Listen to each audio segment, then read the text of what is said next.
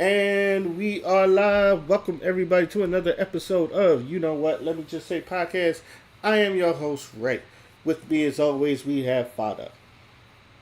Your favorite African. My favorite, your favorite, everybody's favorite. Yo, how you been, brother? I've been going 12 rounds with this motherfucking economy. Hasn't everybody? Obviously you seen that last video. So it seems like everybody else is doing it too, man. Yeah. How much in the words of someone I've read on the YouTube, how much proof do you need? Nigga. Oh man. So, first off, before we start, did you see who they got as the new Black Panther? Yeah. The homeboy from the Long Walk. I've never seen the Long Walk. So is he good? Cause I Yes. he's No, good. yes, this is a good pick. This is a good pick. Trust. I trust you. You know I trust you. Yeah. Nah. He's a very good actor. Very, very good actor. Very good actor. All right. Yeah. If father says he's good on my end. Because I don't know much. I just saw it and I was just like, I don't know this brother, so I'm not gonna like. Because it seemed like everybody was iffy and 50-50, but if you say he good, I trust father. Nah, I can vouch. All right. All right. Okay. So that was one thing. Another okay, so let's get into the topics. And I want to talk about DreamCon since Otakon is like this week. And but if most people don't know, DreamCon was being created by RDC World and his people, and it's basically for us blurs, nigga nerds, and everything in between. But this is I think even though we probably heard these things lingering, but I feel like it's gotten more commercial. I want to say because now there's Yeah. people actually talking about gatekeeping, father. So, and this is where Oh, this interesting. interesting, right?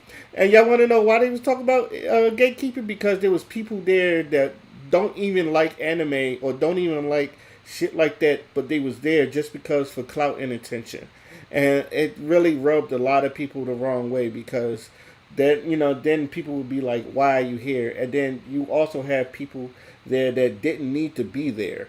You just didn't need to be there. So, father, I wanted to, you and me, we've been talked about this before, so the floor is yours. How do you feel about this? I hate to say I told you so,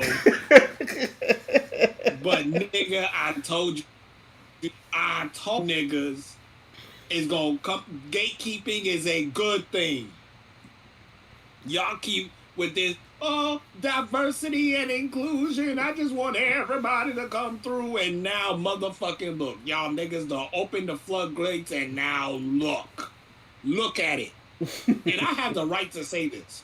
It's happened to me 3 times. First time, it was video games, right? They Right. used to make games like, bro, we used to have so many good games out there. And you want to know what? Niggas had to motherfucking struggle because it was still niche, right? Right. So we had a lot of competition.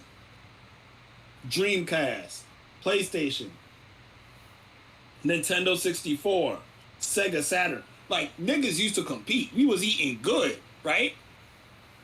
Is it right? Now that the shit is mainstream, PlayStation's in there talking about we don't want to sell physical copies anymore. Mm. Because they know that motherfuckers is gonna be buying it on the fucking PlayStation store. Because they're not marketing towards gamers anymore. They're marketing towards the consumers. Another one, anime. Woo. And Ray, you was there. Woo. You was there. Yes. Yes, I was. Used to be getting clown, right? Right. And we wasn't even the weird niggas. We wasn't. We wasn't the niggas doing the Naruto run or doing Kamehameha and shit in the motherfucking hallway. No. We just liked the shit because the shit was dope. Right.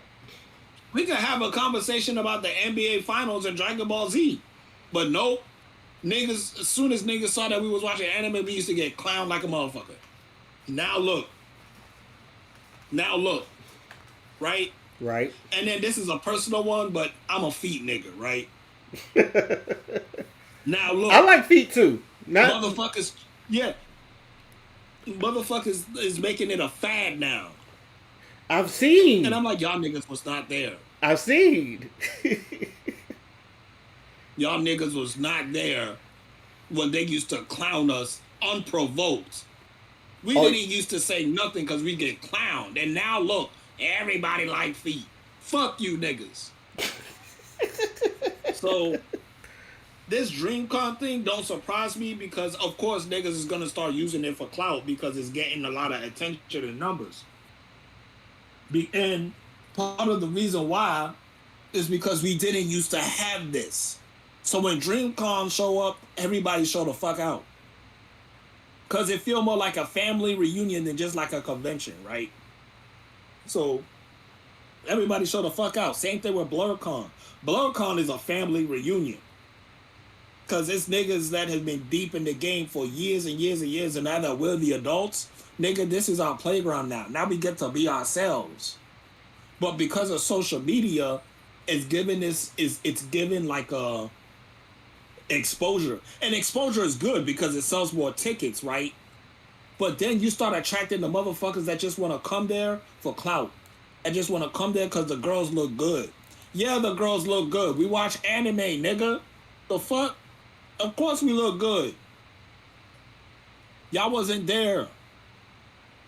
That's why I'm saying we need to stop this thing where we think gatekeeping is a bad thing. Gatekeeping is not a bad thing because there needs to be a vibe check before you just walk up in our shit.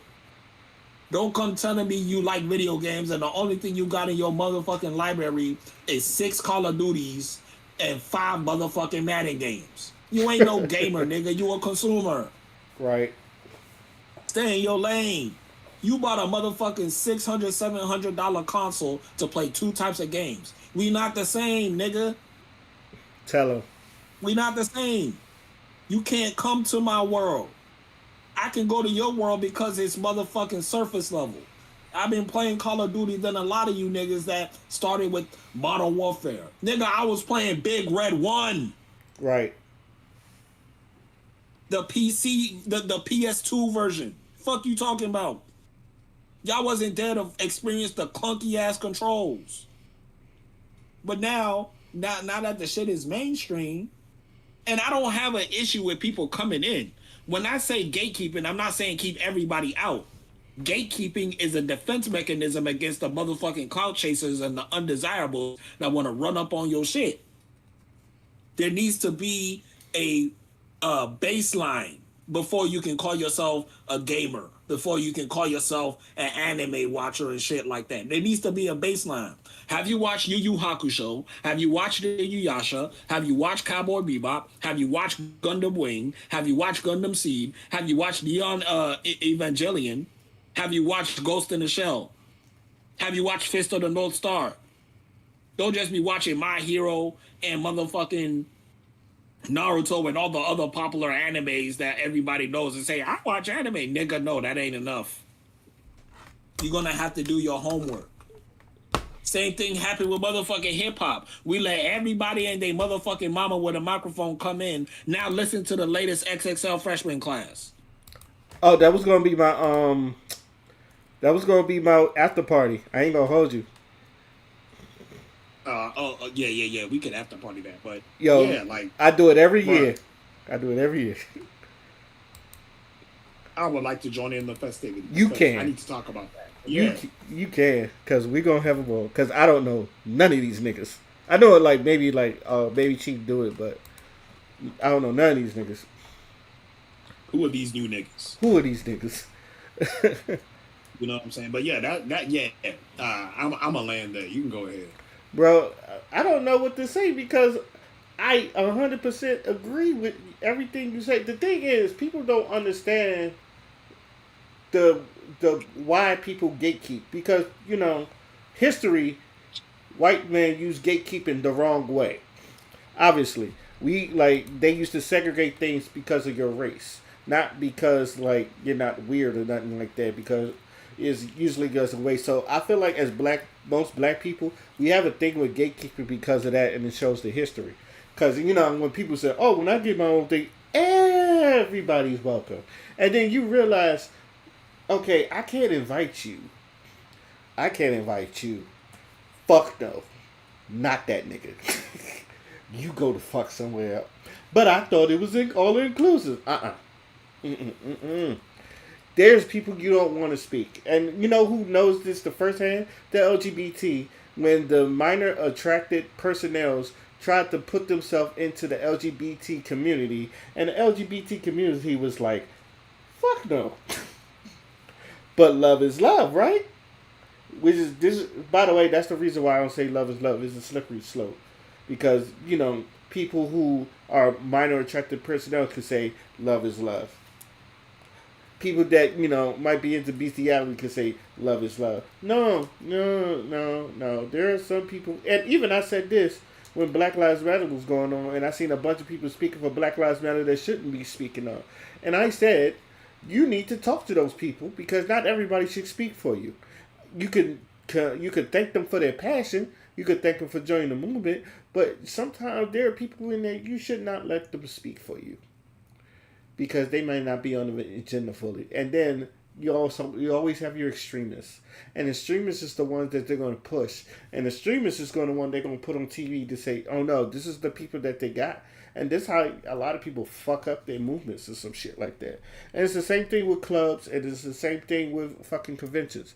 BlurCon is still grassroots to me, but last year, and me and Father was there, it was packed. That shit was Hello, Pat. it was hella packed to a point where I was like, yo, Hilton George is going to have to get a new venue, or he's going to have to expand this shit because shit was packed, and I was just like, yo, it's like I have never been paused nut the butt around a whole convention in my life, but I'm glad BlurCon done did it. But yes, I think now y'all understand that not everybody you can't invite everybody. Some people is good to gatekeep. So I'm with Father on this 100. And like a black girl in hindsight, like a black woman in hindsight. Didn't I tell you? Cause I told you. And what does that happen? The same thing I said. And when did I say it? A long time ago. Oh man. So, any last words before we move on to our next topic?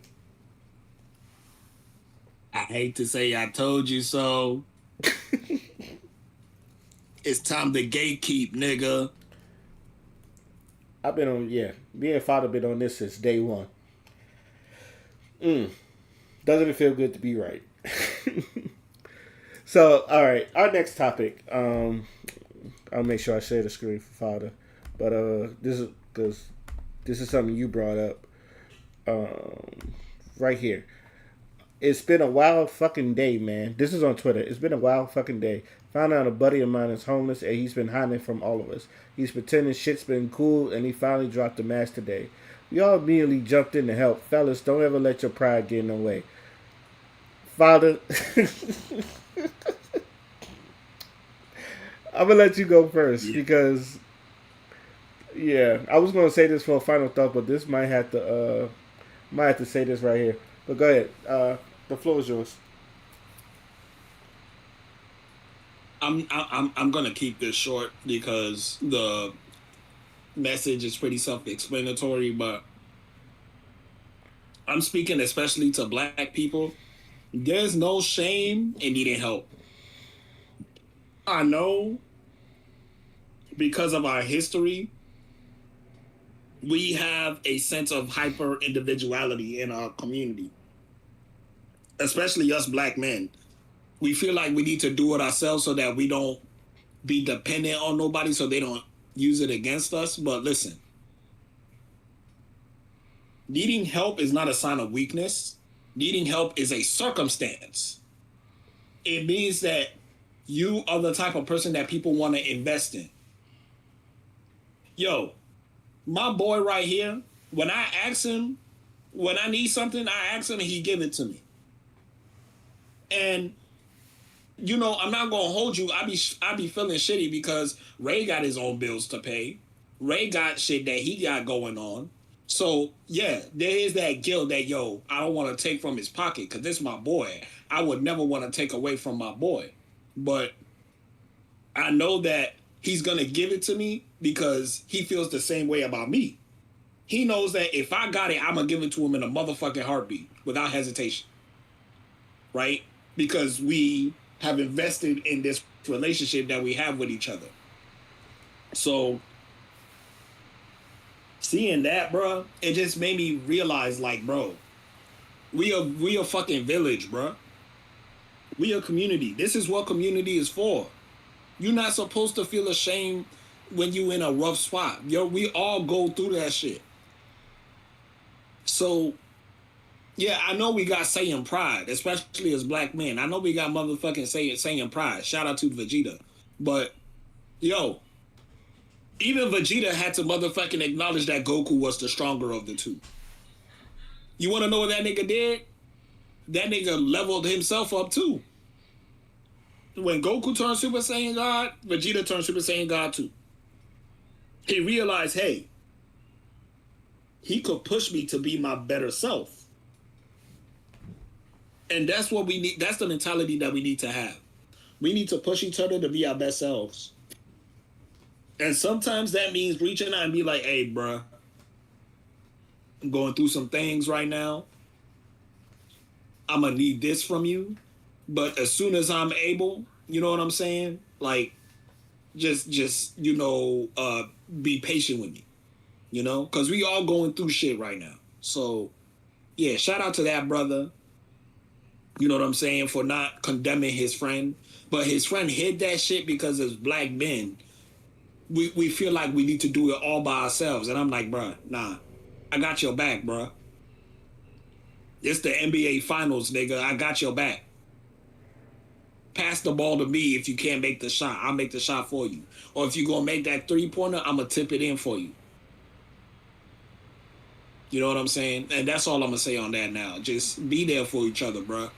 Everybody needs an OG and an OB. Huh? What he told y'all, he told me too. Because I could be prideful. That saying pride shit, I'm the epitome of that. I used to be an epitome of that. Sometimes if I was going through some shit or if I was struggling, I would just try to bear it myself. And it not just him, but family and a bunch of other people. He said the same thing. He said, "Bruh, I got you if you need me." Is that you can't be hiding on this stuff. If you hurting, well, let people know. Like, don't get I'm definitely, as a millennial and as someone that grew up like prideful and that saying pride, yeah, I'm the same fucking way. But sometimes, and the thing is, when you ask someone to help, and you just got to be grateful and and anytime when you can return the favor, return the favor. Ain't no you owe me. Ain't no I did this for you. Can you do this for me? It's just, hey, I just got you because that's my homie. I don't want to see him struggle. If anything, like, I always called myself, when we was in AI, I always called myself the big homie because, like, one, like I said, I wanted to make a safe space where everybody was comfortable. But anytime when people needed something, I kind of like and lent them a hand because if I had it, you had it. Like, there's been a couple of times where, like, even if I'm like ordering food or something like that, I get something for the people around us because, we college kids. People be starving sometimes. So it's just like, hey, man, sometimes you don't want to go through on an empty stomach. I don't think I ever told you this. You remember Kira? From the AI, Kira? So. Yeah. Yeah. So, the first time we was talking and, like, we were just having a chill conversation and I said, yo, let's go get something to eat. And she was like, I ain't got no money. And I looked at her and said, you don't have to worry about it. I got you. That girl kissed me on the cheek. It was like, it was surprising. It's just like, it was just a, helpful gesture. Shoot, Q, a couple of times when he seen me, when we first met, I said, "Yo, you trying to get something to eat?" He was like, "I ain't got no money." I was like, "I got you, bro." And then anybody understand? Anybody that's been around me know that like I don't just eat for myself because I come from a big family, and sometimes that big family thing kind of sticks with me. It's just make sure everybody eats. So, but that other side, I will admit, there's times where it's just like I will have that same pride, especially in the military. The military, it was a couple times where like I was struggling on a lot of things myself, and then like some of my workmates would come through and help me and knock the joint out. And I thank them. I'm all grateful, but sometimes I be feeling bad. And they just say, "Yo, don't feel bad." Sometimes we just have the days like that. So, but just know that there are people. We can be a community when we really want to. Like, don't let the social media fool you. Don't let people think like it's fair. Sometimes, nah, ask for help because you'll never know who will have your back and all that. So, any last words before we move on to our next topic? All I'm gonna say is Michael Jordan didn't win that ring alone. He had a team with him. He did. It take a team to win the motherfucking Super Bowl, right? It does. So build your team, nigga. You not Rambo. I wish we could all be Rambo, but then again, we probably killed each other. So nah, build your team. Build your Avengers, bro. Build your Avengers. You know what I'm saying?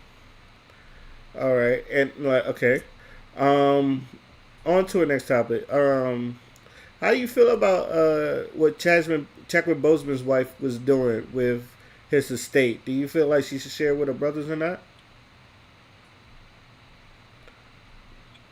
Okay. This is kind of a slippery slope. Because first and foremost, we on the outside looking in. Right. But from the optics of it, it's really it looks pretty fucked up on her part. You know what I'm saying? Um, I think the family has a right to take some of that money. You know what I'm saying? But at the same time, you got to be really specific about what you put in your will. You know what I'm saying? So shit like this doesn't happen because this is a regular thing in the black community. When the breadwinner passes away, like a grandmother or a grandfather passes away and they have like property and resources and stuff like that, you got to be able to, you know what I'm saying, put in a clause where everybody gets their fair share according to their position in your life. And maybe Chadwick didn't do the best the best job of that. May his soul rest in peace. But I do feel like she at least has that responsibility to at least, you know what I'm saying, watch over the family as his wife. You know, because you don't just marry the man, you marry into the family. Right. Now, if there's issues within the family, you know what I'm saying, that's another thing. But again, you in the public image now, you know? So you got to use discretion when it comes to this. Like, if it was up to me, I would have given them something just for them to shut the fuck up, you know? Because not everybody needs to be in our business, you know? Don't start popping off the mouth like Glorilla's sister did. What they call a bro-rilla. Bro-rilla. And start popping off the mouth like, you know, she did. But, I mean, I feel like it's something that they can get over. I have faith that they can come to like some kind of agreement. But yeah, initially that's not a good look, bro. It's not a good look.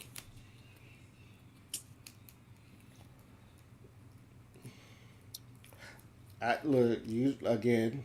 I I have to agree with you. Outside looking in, we don't know what their family does, and most likely he's a married man, so it's going to go to his wife. His wife is going to get all the estate, and Is I feel like it's. I don't know how close she was to brothers and sisters, but I also agree with father. I feel like you probably could give them something for them to shut up or something like that. I don't know if they're asking for anything egregious, but I don't know what do they want his because I'm not sure what they want. Do they want his royalties or any of the other stuff that usually go through this? So I'm gonna keep this short. I agree with father, but I do hope they figure it out. So um, any I last words believe before the we move? problem was they didn't get any money at all. She can give him something. You ain't gotta give him the whole thing. You can give him something. I don't.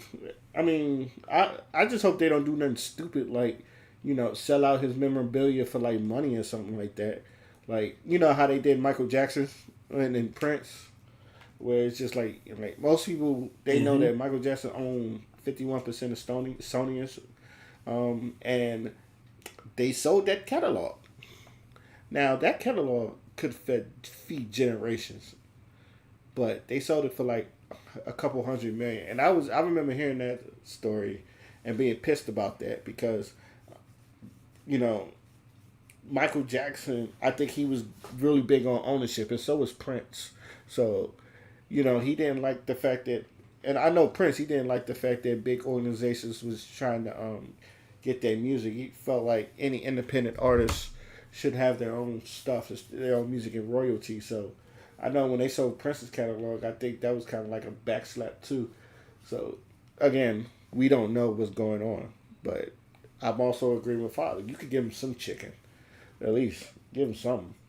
So, mm, any last words before we move on to our next topic? Rest in peace, Chadwick Boseman. It Right. still hurts. It still hurts.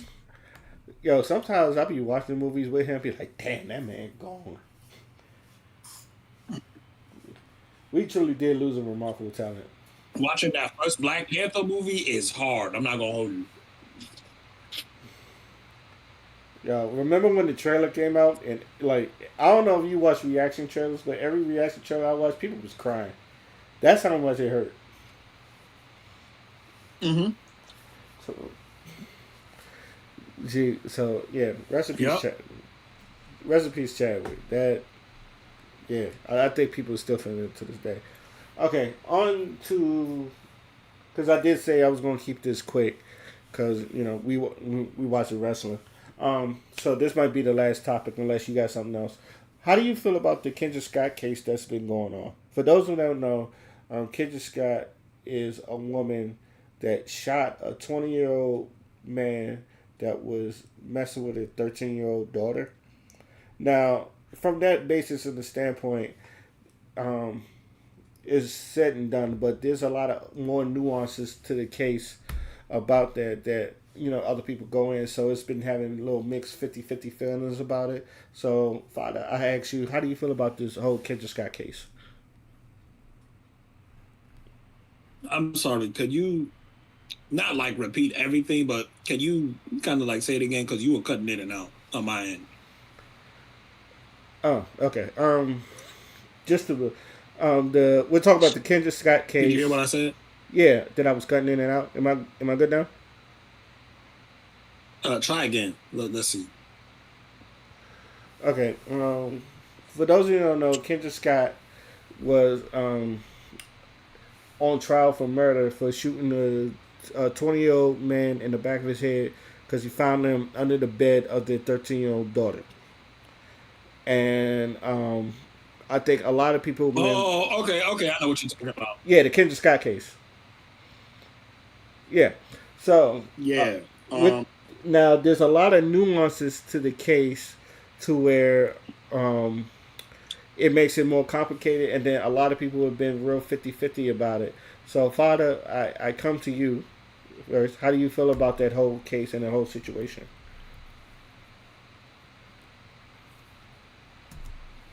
Um. First of all, when it comes to the safety of your children, there is no line you won't cross. And the fact that he got shot in the back of the head, fuck around, find out what you doing under the bed of a 13-year-old. You know. Another thing too, he has a history of doing this. They found some evidence that he was in the comment section of a whole bunch of, young girls and stuff like that. So, according to a lot of people, they got a predator out the streets. You know what I'm saying? Especially if he could have done some real damage. So, I'm, you know, fuck around and find out. Basically, that's where I'm at with it. Don't be out here preying on those girls because somebody will off you. Because if he would have gotten convicted and went to prison and shit like that, somebody would have gotten him there because they don't play that shit.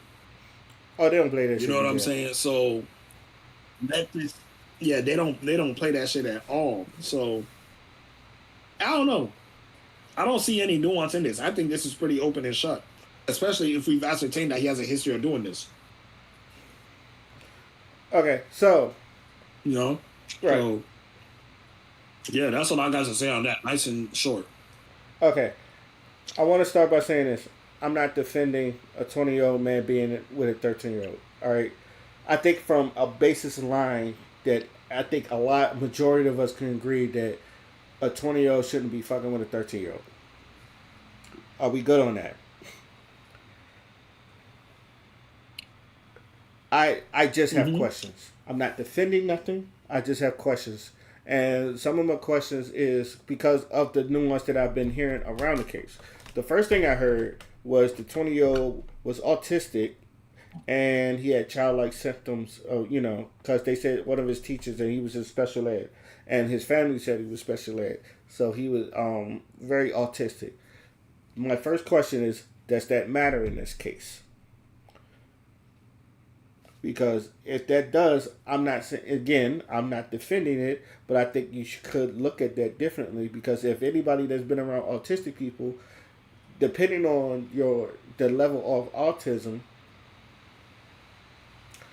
he probably didn't know what I don't want to say he didn't know what the fuck he was doing, but he probably did act like a child around it if they do.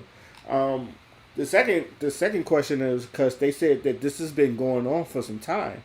First off, how long has this been going on, and um, how long this has been going on, and how come as a parent you didn't nip that shit in the butt? Now the stories that I've been hearing is just like she knew, and every time he would come around, she said, "You better have some money for me, or I'm gonna shoot you in the back of the head, or I'm gonna just shoot you." Now, granted, from what it was told, the woman shot the man while he was leaving, and he has a gunshot wound in the back of his head. Like he was leaving and he was going to leave, he wasn't going to do nothing, and she shot him in the back of his head. So this is where the murder thing comes in, and like because people are announced today was like, should she be free or not? And the thing is, because of the law, because he was retreating, I think it's like he is either no longer a victim or a trespasser, but he was retreating. So the fact that he was retreating, he's not a threat. So you shooting him in the back of the head was not needed. Fuck around and find, but I am on the opposite of fuck around and find out. But at the same time, because of the law, and I think this is where people get messed up because there's people saying, well, the law is the law. And then there's other people who's just like, fuck the law. She shouldn't have got off anyway. Um, that's enough. Now, this next question, this is where I feel like a lot of people are going to have a problem with this. And look, I'm not blaming the child, but I also think you should look at the child because I know a lot of people have been saying like the little girl's fast or hot in the ass or however you feel like the little girl is. I know a lot of people don't like hearing that, especially when they say the little girls. But I'm gonna look. We all been teenagers, and I'm just gonna say this: you knew who was a hoe in high school. You knew who was a hoe in middle school. Now I'm not saying this like a predator because I don't want to. I'm not saying this like on some predator shit because I don't want to be around no 13-year-old anyway. I said I love my niece, and that's the only person I want to be around. But anybody else, I don't want to be around no girls. But also, you do got to look at it because she was the one that, and this is what the story has been saying. She's been, she ordered him a Uber. She invited him in the house, and you knew that he probably shouldn't have been in there anyway. Now, granted, I'm not saying that she was manipulating the boy, cause or the man, because like I said, the grown man shouldn't be there. But it's obviously she was. I think she at least knew was. I'm not saying she consented, but she knew what she was doing. That's all I'm saying. When you look at it like that, it's like you knew that she what she was doing, and I know like a lot of people are not going to agree with that because it's going to seem like I'm blaming the little girl, and in my opinion, like everybody's getting to me, everybody's getting the blame because I feel like everybody has a part in this, not just one person, but everybody's getting a part of this. So from those nuances, again, I'm not defending nothing. The 20-year-old shouldn't have been there. But that's all I'm saying is I'm having questions, and depending on your questions, how is to me depending on those questions is how I feel, how you look at the case. If I'm saying this right, depending on how you look at the case, because like I said, there's a lot of nuances in there that is just make it more complicated than it is. But I don't know if you agree with that or not, Father, but that's just the way I was looking at it.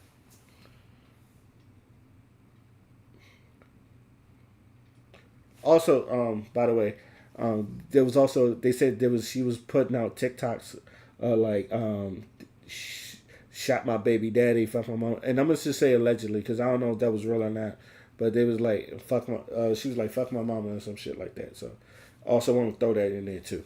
So I don't know. So what do you think, Father?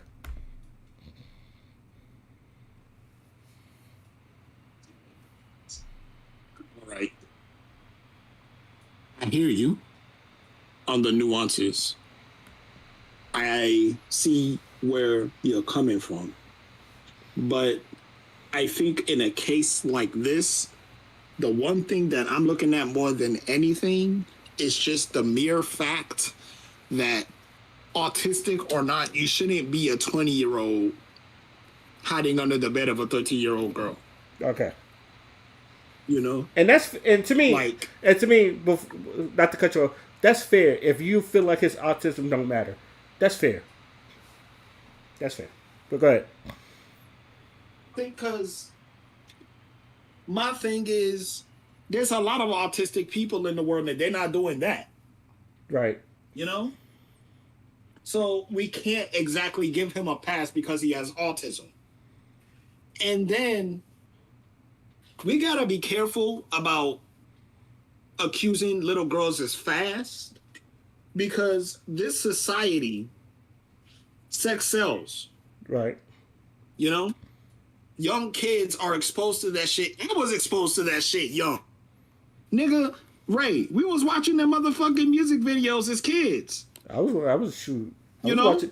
Yeah, I was watching BET Uncut. I was one of those people watching BET I was Uncut. watching BET Uncut like a motherfucker. I saw Nelly Tip Drill. I saw that shit. I saw what was that song by Shauna? I was getting some head. Getting some head. Getting some head. Nigga, what? That used to be all up in my middle school. We used to be singing the most motherfucking decrepit, bruh. I was in the bus and niggas in the back of the bus was singing, I just wanna fuck every girl in the world. Like 14, 15 years old. I knew You know? I knew slob on my nod like the back of my head.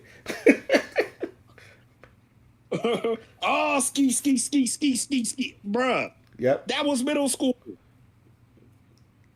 You know what I'm saying? So we get exposed to that shit super young.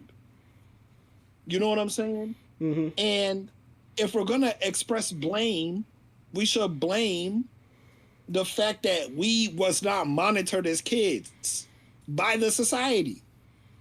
This is a societal issue, and it keeps repeating itself every single motherfucking generation. It seems like because we don't have that, you know what I'm saying, separation, especially with all this social media shit. You know? Like it's now Instagram now has a thing like called Instagram for kids and shit like that, but it's a little too late for that. You know what I'm saying? It's a little bit too late for that. But we need to be careful about calling these little girls fast and stuff like that, because now you're attributing very, very, very strong sentiments about these little girls. And if the little girls are quote unquote fast, well then change the environment that they're in. Be the change that you want to see, bruh. Yeah, you're not gonna reach everybody, but your influence can make it so that other people can at least be aware of the shit that they're consuming. And that little girl, of course, she's gonna be behaving like that because she's part of that TikTok generation. And I promise you, she's only acting that way because of peer pressure. You know what I'm saying? Like these young kids are easily influenced. So they see shit like Love Island. They see shit like Baddies. They see that shit, and they don't have the cognitive ability to unblur real life reality from like the digital world and the shit that they be seeing on TV. Because we was like that. Yep.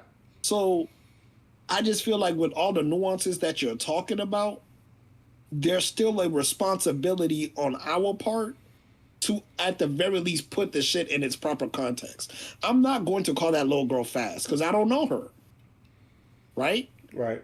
And even if she did exhibit behaviors that were quote unquote fast, look at the other girls around her. Look at the other people around her. She's being influenced. You think she was doing that shit by herself because she wanted to? Nah. She's 13. She's just, bro, this world is fucking massive at her age. She's just doing what she thinks, you know what I'm saying, is like not appropriate. I don't want to use the word appropriate. She's just doing shit as a child. Because as a child, you just be doing shit. You don't know what the fuck going on. There's niggas right now that think they can turn Super Saiyan. Like, bruh, yeah, and you know who I'm talking about. That dude that cut on the camera. I feel like I could turn it to a Super Saiyan, and proceeded to yell at the camera for 2 minutes. Yep. Yeah. So it's like, I understand where you coming from, but at the same time, you fuck around and find out. It's unfortunate. He didn't have to die, but hey, you did not choose wisely. In my Mortal Kombat voice.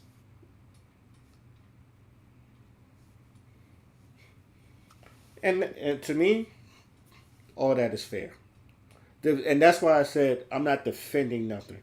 I just have questions because I'm because I will say this is my honing thing, and I don't I don't think this is fair because I feel like if this was vice versa, and that was like a 20-year-old woman sleeping to a 13-year-old, I feel like this wouldn't get this much attention, or this would get that same attention of like any other dude that even though like it's bad, but you know how like people be like, oh that little motherfucker lucky. That's I don't know why I was looking at it like that too, but I think a lot of because uh, a lot of people were mad that a bunch of grown men was calling that little 13-year-old girl fast and hot in the ass, or I'm not gonna look. I'm not gonna shame her again because you do have a point. It's like this new generation. There's a lot of brainwashing shit. Hell, like me, I was a knucklehead. And this is coming from a former knucklehead.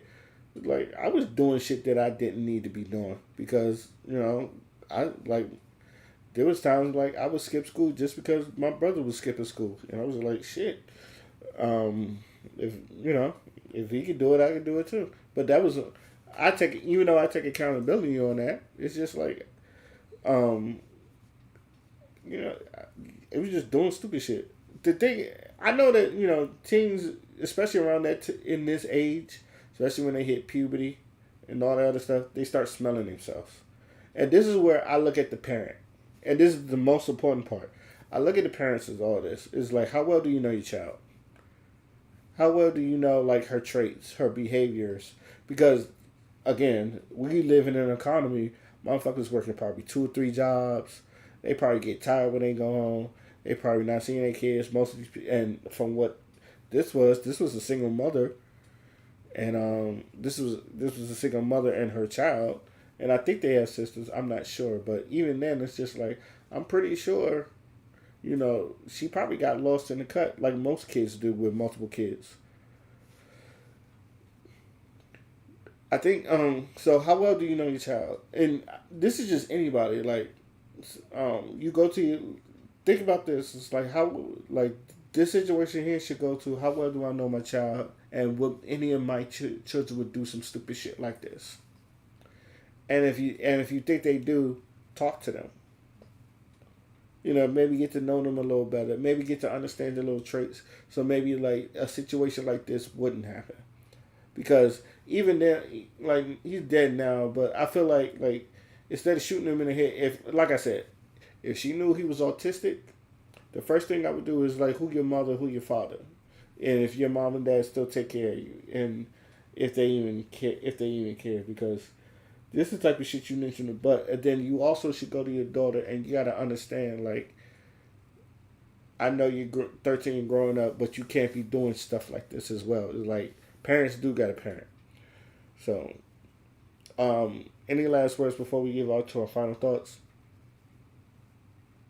Nope. All right, all right. Um, Harlem Heat once again. So, Father, do you have any final thoughts?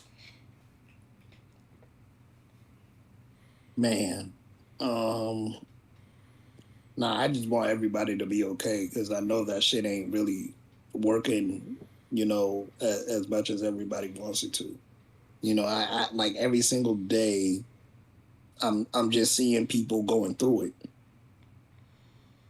You know what I'm saying? So I'm just at a place where I want people to be okay. You know, I just want niggas to be okay. Um, yeah, that's my final thoughts. Just take care of yourself, self awareness. Make sure your mental health is good, and make sure you reaching out to people that you trust.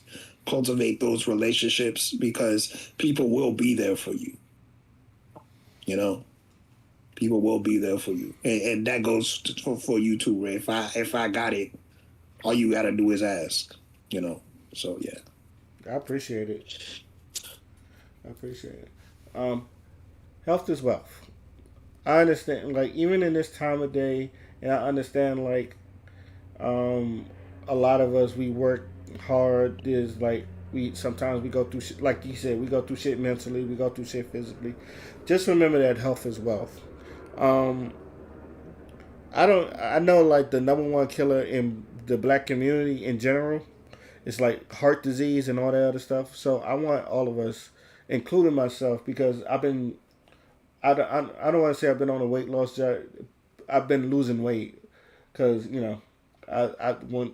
one day I woke up and I was feeling real tired, so I was just like I'm not feeling like this. One time I ate and I was like bloated the whole time.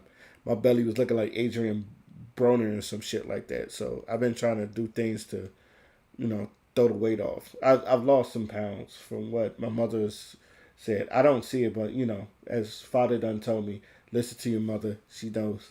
So, but I did have lost some weight, but I want people to understand like, health is wealth.